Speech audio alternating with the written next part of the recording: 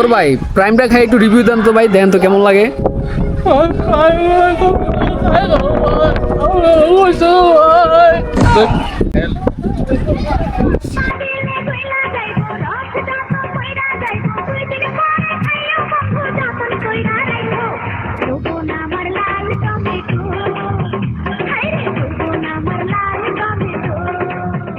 হালকা মিনারেল ওয়াটারে হালকা লেমন।